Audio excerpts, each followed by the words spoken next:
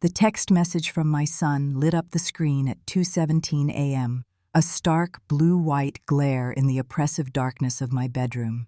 I'd rather lose my mother than lose my wife. Just 10 words.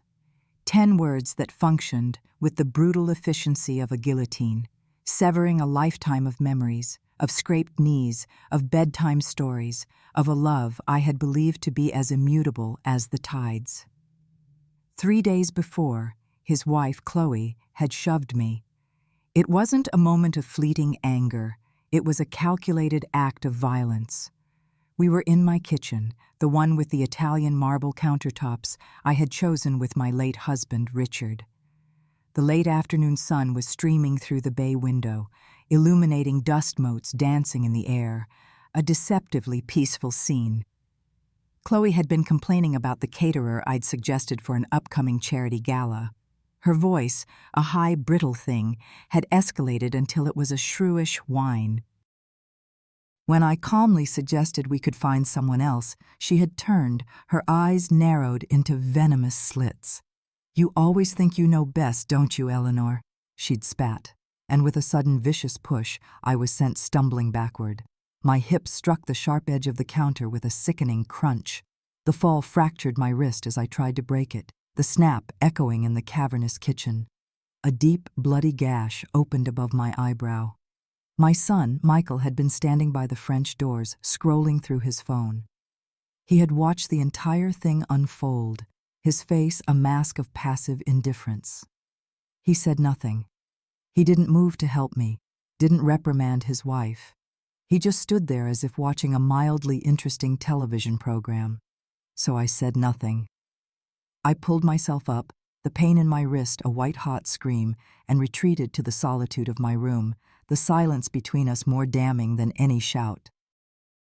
I said nothing until his name was methodically, meticulously, and permanently erased from the $15 million maritime shipping empire and the sprawling 800-acre coastal estate he was meant to inherit. Then, as predictably as the sunrise, came the invitation to dinner. They arrived with smiles that were meticulously crafted illusions, as thin and fragile as spun sugar. I remained silent, a fortress of quiet resolve. And when my silence became a wall they couldn't breach, a palpable rejection of their flimsy peace offering, Chloe's mask slipped. She picked up her bowl of chilled vichyssoise, her movements jerky with rage, and emptied its contents over my head. The cold, thick liquid dripped through my hair and down my face. Before I could react, Michael surged forward. He grabbed my throat, his fingers pressing into the soft, vulnerable skin, and with his other hand, he slapped me hard across the face. The sound was like a gunshot in the silent dining room. "You old fool," he hissed, his voice a venomous whisper. "You've ruined us." In that exact, horrific moment, the heavy oak front door flew open. What kind of justice is there in the world when the child you nurtured, the heart you helped form, becomes your most dangerous enemy? It happened on a Thursday, a late dinner, at my house, at my table.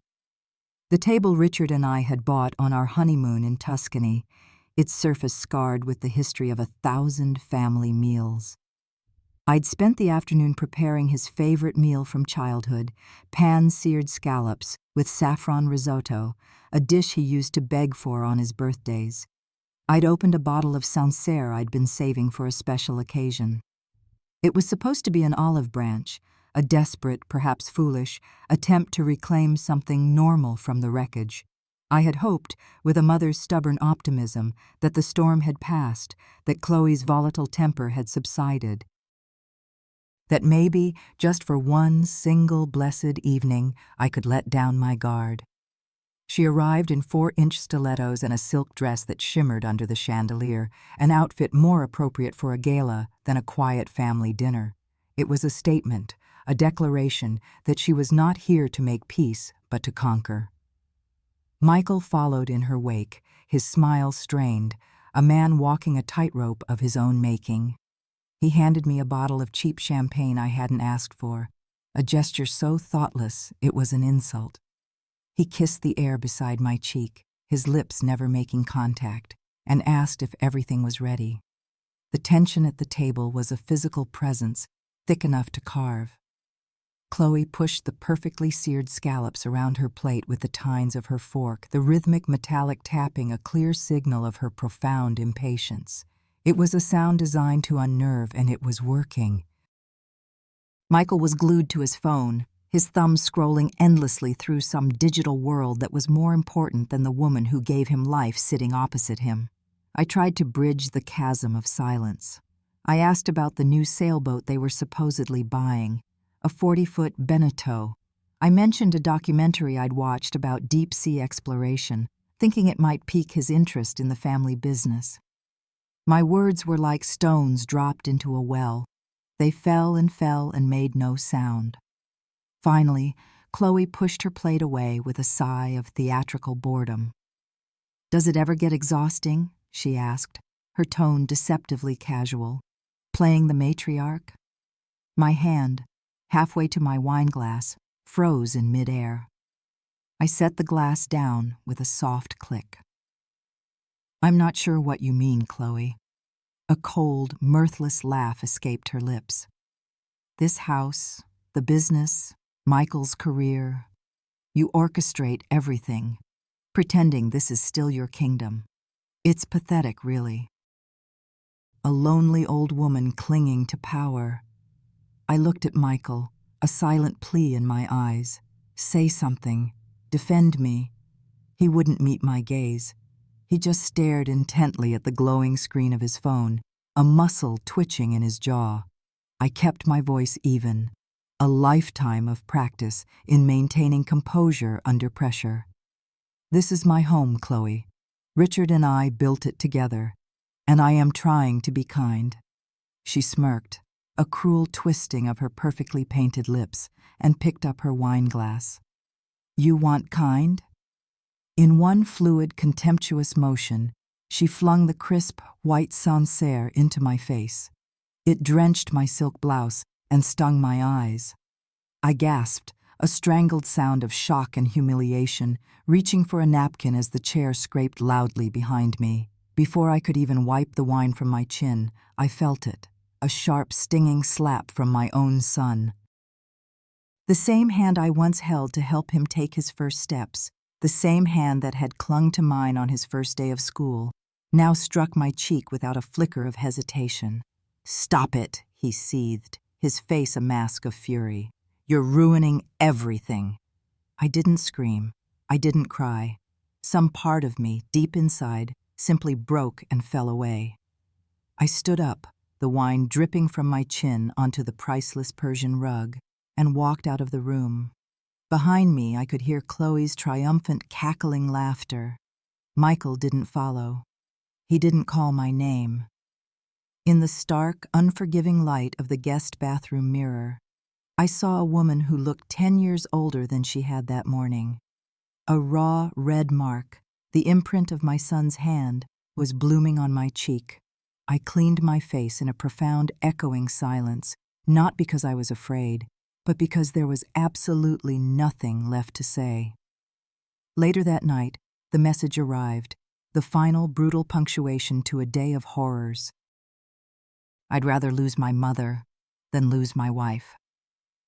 A surgeon's scalpel in the form of a text. I sat on the edge of my bed for what felt like hours, the weight of those 10 words pressing down on me, crushing the air from my lungs. Then, a cold, clear resolve settled over me. I walked to my study and unlocked the bottom drawer of my heavy oak desk. Inside was the master ledger for Vance Maritime, the company my husband had bled for, the empire I had helped him build. Page after meticulously organized page detailed the assets, the trusts, the pending transfers of power. Michael's name was on nearly every one, a prince waiting patiently for his crown. But the final signatures, the ones that would make it all irrevocably his, were not yet filed. The kingdom was still mine. I closed the heavy ledger. I don't know what other mothers would have done. Perhaps they would have forgiven or pleaded or tried to understand the monstrous thing their son had become. But I had been struck, humiliated, and disowned for the last time. Something inside me, a steel girder of self-preservation I had long forgotten was there, snapped into place. I would not be a mother who begged for love from a son who offered none. I would be a woman who could not be broken.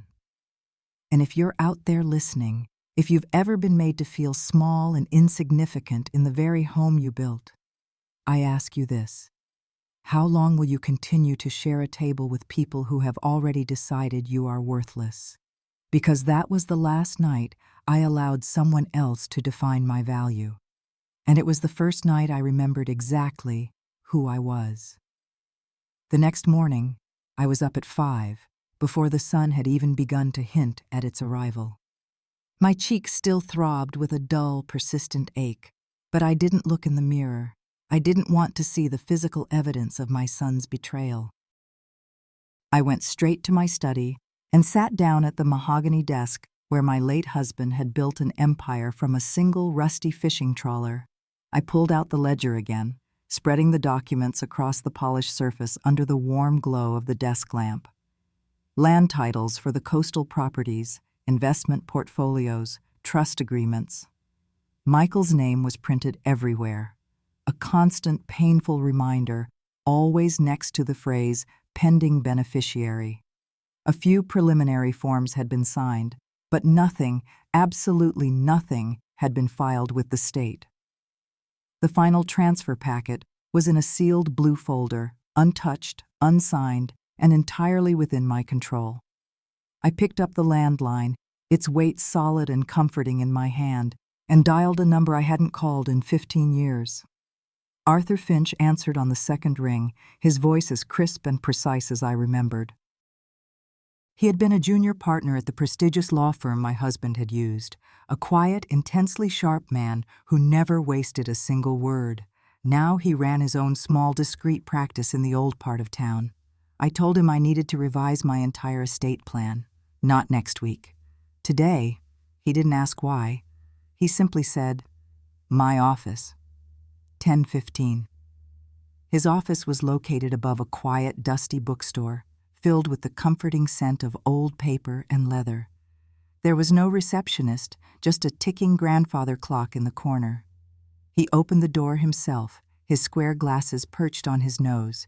He looked like a man who could dismantle a life with a few strokes of a pen and never once raise his voice.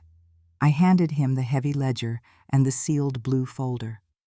"I want his name removed from everything," I said, my voice clear and steady, devoid of any emotion. "And I want the new structure to be ironclad, protected from any future claim he might try to make." For the next hour, he read in absolute silence, the only sound the soft rustle of paper as he turned each page.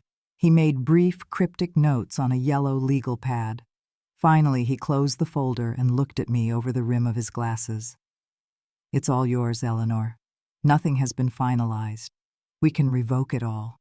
It will be as if his name was never there." "What are the steps?" I asked, my heart beating a steady, determined rhythm. "Step 1, he said, his voice a calm, reassuring presence, "is a formal letter of revocation sent by courier to his last known address.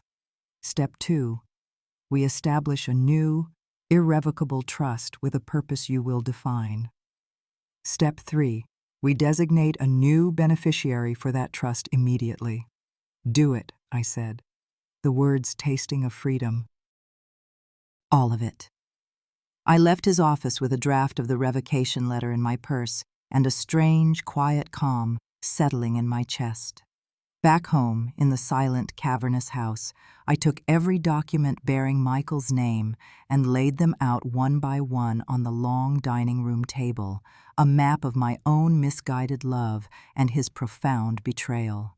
I gathered them, sealed them in a fresh manila envelope, and wrote across the front in a thick black marker, "Void, do not process." By 3:00 p.m., Arthur had emailed the new trust documents. The file was named simply, "Vance Restatement, Final." There was no version 1, no draft 2, just finality. I printed the pages, the printer humming a soft, mechanical song of liberation. At 6:05 p.m., a mobile notary, a stern-faced woman in a gray blazer, stood in my living room. I signed every line without a moment's hesitation. My signature was firm, unwavering. When she left, the house felt different, as if it had finally exhaled a long, toxic breath it had been holding for years. In the profound quiet, I took the voided papers to the grand stone fireplace in the living room. I lit the corner of one with a match and watched as Michael's name, the name I had chosen for him, curled into black ash and disappeared up the chimney. It wasn't revenge. It wasn't anger. It was a necessary amputation. There are moments in a woman's life when she sees her own name on a legal document and realizes, with a jolt, that she still owns herself.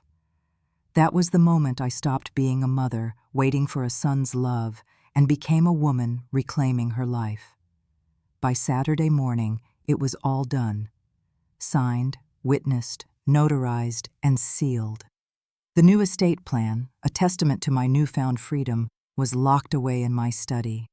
Michael's name no longer appeared on a single company asset, property title, or bank account. He was erased. The silence in the house no longer felt empty. It felt earned. It was a silence of peace, not of loneliness. I drove my old, reliable truck into town and picked up a copy of the Oak Haven Chronicle. On the bottom of the front page, nestled between a story about a high school fundraiser and the local fishing report, was the small, discreet announcement I had authorized Arthur to place. Eleanor Vance, former CEO of Vance Maritime, has formally announced the establishment of the Vance Foundation for Maritime Families. Funded by a $12 million donation from the Vance estate, the foundation will provide educational grants, grief counseling, and support services for families impacted by loss at sea. I read the paragraph twice, a slow smile spreading across my face. I folded the paper and placed it on the passenger seat.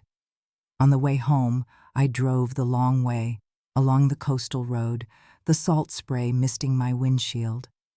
The ocean, vast and powerful, seemed to nod in approval. There was no doubt in my chest, no flicker of regret. It was not revenge. It was a course correction, a realignment of my world. The call came that afternoon. Michael. I let it go to voicemail. He called again, 20 minutes later. I silenced my phone. An hour later, a text message appeared. We saw the paper. Can we talk? I didn't reply. Just after 6, the gate camera buzzed, a jarring sound in the quiet house. His sleek black sedan was pulling into the long gravel driveway. I met them at the door. Chloe wore a cream-colored cashmere coat, her smile a carefully constructed weapon of charm. Michael lingered a few steps behind her, his gaze fixed on the ground, a child being led to the principal's office. "Eleanor," Chloe began, her voice dripping with an artificial sweetness that didn't reach her cold, calculating eyes. "What you've done with the foundation is so inspiring, so wonderfully generous." We sat at the same dining table. I had deliberately left the chairs exactly as they were on that fateful night. I wanted them to feel the ghost of what they had done. Chloe continued her syrupy monologue, suggesting that the donation was a wonderful gesture, but perhaps it could be structured a little differently, that Michael, with his business acumen, could help manage it, to keep the legacy in the family. I let her finish her carefully rehearsed speech. Then I stood, went to the kitchen, poured myself a tall glass of ice water, and returned to the table. I looked her directly in the eye, my gaze unwavering. "No," I said, my voice quiet but firm. "It's done." The smile on her face didn't just fade, it shattered, revealing the ugly, greedy woman beneath. "What have you done?" she hissed, her voice sharp with fury. Michael finally spoke, his voice a pathetic mumble, something about being left out, about this being his legacy, his birthright. Chloe's fragile composure broke completely. She stood up so fast her chair screeched backward on the polished hardwood floor. "You vindictive old woman!" she screamed, her face a mask of rage. And just as she had done before, she grabbed the nearest object, a heavy crystal water glass, and hurled it at me. It missed my head by inches, shattering against the wall behind me with a sound like a small explosion. Michael lunged forward and grabbed my arm, his fingers digging into my flesh. "Apologize to her," he demanded, his face contorted with a desperate, ugly rage. He raised his other hand to strike me again. That's when the heavy front door opened. My neighbor, Maria, a retired nurse with a spine of steel, stood there, her phone held up, the red light of the camera recording. She'd been on her porch, enjoying the evening air, and had heard the shouting. The moment it escalated, she'd hit record. Chloe froze, her mouth open in a silent scream. Michael recoiled as if he'd been burned, dropping my arm. "Maria," I said, my voice perfectly calm, a beacon of sanity in the madness. "Please call the police." By the time the officers arrived, the scene had devolved into a pathetic, chaotic drama. Chloe, a consummate actress, claimed it was all a terrible accident. Michael, a weak and broken man, insisted it was a simple misunderstanding. But Maria's video told the unvarnished truth. The officers saw the fresh, angry bruises on my arm from where Michael had grabbed me. Statements were taken. Reports were filed. After they were escorted out of my home in separate police cars, I locked the door and called Arthur's emergency line. "The restriction protocols," I said into his voicemail, my voice a low, steady hum. "Execute them now." By morning, it was confirmed. My power of attorney for Michael was officially and irrevocably revoked. All financial links between us were severed. A strict no-contact order was flagged on every one of my accounts. At 9:30 a.m., I was at the courthouse. I wore the navy blue blazer I had worn to my husband's funeral, a suit of armor for this final battle. I filed for a restraining order against both of them. I provided the police report, Maria's witness statement, and the damning video evidence. By noon, a judge had granted it. That evening, the new, state-of-the-art security system flagged a familiar license plate at the main gate. Michael's car. An automatic alert went to the sheriff's department. A patrol car rolled up silently behind him before he could even get out of his vehicle. He left without a word, a defeated man swallowed by the consequences of his own actions. I watched from the window, then turned back to my kitchen and continued chopping vegetables for my dinner. The story ran in the local paper without my comment. Local philanthropist assaulted by family after disinheritance. The whispers and speculation in our small, gossipy town started, but I slept better that week than I had in years. The house was finally mine again, not just in title, but in spirit. A week later, Arthur sent me a file. It contained court records from another state. A civil suit filed against Chloe Ames by an elderly man named Alistair Croft. He had accused her of convincing him to invest his entire life savings, nearly $200,000, into a high-end art gallery that never opened. The money, of course, vanished. Mr. Croft died before the case was ever resolved. Arthur, a bloodhound when it came to legal research, had also tracked down an ex-boyfriend of Chloe's, a man named Ben Carter, who told a chillingly similar story of financial manipulation and profound emotional abuse. I compiled everything into a single, damning folder labeled Timeline. The court records, Ben's signed, notarized statement, the police report from the dinner, it was a portrait of a predator, and the foolish, weak son who had enabled her. An unsigned, handwritten letter appeared under my door a few days later. It was from Michael. He claimed he didn't know about Chloe's sordid past, that he'd been blinded by love. He begged to meet with me. I put the letter away in the Timeline folder. I wasn't ready. The reporter from the Chronicle, a sharp, intelligent woman named Helen Reed, called. She had my file. She had the whole, ugly story. She asked me the one question that still haunted me. Did I think Michael knew? I met her gaze across a small, scarred table at a local diner. I think he chose not to know, I said, the words coming from a place of deep, painful certainty. I think he looked away from everything that made him uncomfortable. And by the time it turned violent, it was easier for him to defend her than to admit that he had been a fool. Her article was published 2 days later. It was factual, cold, and utterly devastating. The fallout was swift and brutal. The prestigious real estate firm Michael worked for placed him on indefinite leave, citing a violation of their ethics clause. Chloe was fired from her position at a luxury boutique. Their carefully curated social world evaporated overnight. Then came the final letter from Michael. Chloe had left him. She had packed 2 suitcases and disappeared without a word. He was living in a cheap furnished rental, selling their designer furniture online to pay his mounting bills. He said he didn't want the money. He didn't want the inheritance. He just wanted to sit on the porch of his childhood home one last time. The deputy called a week later. Michael had requested a supervised visit. 10 minutes. Neutral ground. At the county station. He looked hollowed out, a ghost of the vibrant, confident son I remembered. He sat across from me in a sterile, windowless room and apologized, the words tumbling out in a broken, pathetic stream. He asked if I could ever forgive him. I looked him directly in the eye, my gaze steady and unflinching. I already have, Michael, I said, and the words were true. I had forgiven him for my own sake, to release the poison from my own heart. But forgiveness doesn't reopen a door that has been permanently closed.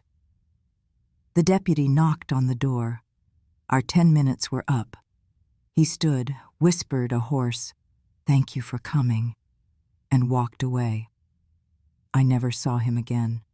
On the long drive home, I didn't feel sadness or anger. I felt finished. The storm had finally passed. Weeks later, a letter arrived from the director of a women's shelter that was partially funded by my new foundation. She included a note from a young woman named Ruby. Her handwriting was careful, almost childlike.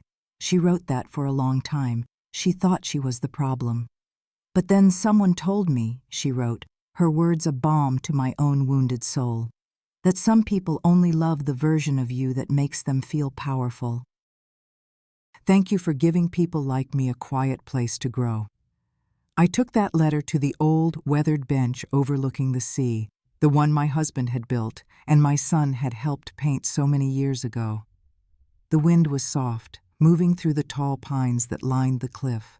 The past year had been a tempest, a hurricane of pain and betrayal. But now, all that remained was the quiet, rhythmic hum of the ocean and the profound stillness of the air. I had walked out of a war I never started, not as a victor, but as a survivor. My legacy wasn't in a name on a building. It was in the quiet, resilient strength of a young woman learning to find her own voice, in the safety of a family given a second chance at life. It was in the profound, hard-won realization that reclaiming your own worth is the only inheritance that truly matters. I closed my eyes, feeling the late afternoon sun warm on my face. I was alone, but I was not lonely. I was whole. And for the first time in a very long time, I was finally, completely, and irrevocably free.